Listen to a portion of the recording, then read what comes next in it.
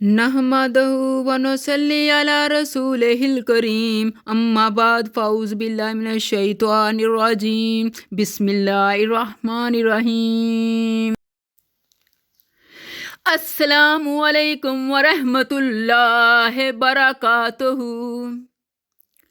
ہم گناہ گاروں پہ کتنا احسان ہے، یا اللہ تو نے عطا کر دیا پھر ماہ رمضان ہے۔ آج ہم جس موضوع پر بات کریں گے اس کا عنوان ہے روزوں کی اقسام۔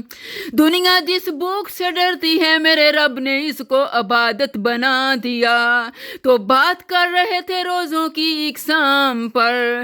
روزہ کی 8 اقسام ہیں۔ فرض معین، سال بھر میں ایک مہینہ یعنی رمضان شریف کے روزے معین ہیں۔ فرض غیر معین، اگر کسی عذر کی وجہ سے یا بلا عذر رمضان شریف کے روزے چھوٹ جائیں تو ان کی قضا کے روزے فرض غیر معین ہیں۔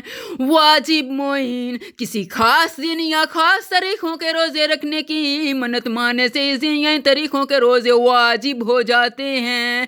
جیسے کسی نے منت مانی کہ اگر میں امتحان میں پاس ہو گئی تو اللہ کے واسطے رجب کی پہلی تاریخ کا روزہ رکھوں گی۔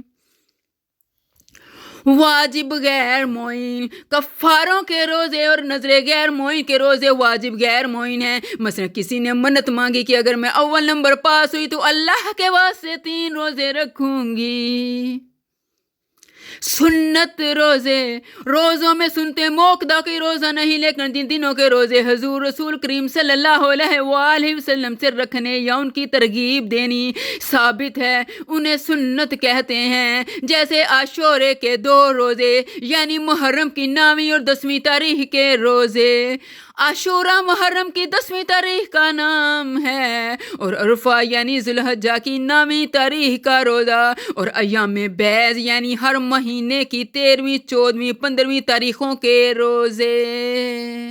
مذہب روزے، فرض اور واجب اور سنت روزوں کے بعد تمام روزے مستحب ہیں، لیکن بعض روزے ایسے ہیں کہ ان میں ثواب زیادہ ہے۔ جیسے شوال میں 6 روزے، شعبان کی 15ویں تاریخ کا روزہ، جمعہ کے دن کا روزہ، پیر کے دن کا روزہ، جمعرات کے دن کا روزہ۔ مکروہ روزے، صرف سینچر کے دن کا روزہ، صرف عاشورے یعنی 10ویں تاریخ کا روزہ، نوروز کے دن کا روزہ، عورت کو بغیر اجازت خاوند کے نفلی روزہ رکھنا۔ حرام روزے، سال بھر میں 5 روزے حرام ہیں۔ عید الفطر اور عید الاضحیٰ کے 2 روزے، ایام تشریق کے 3 روزے۔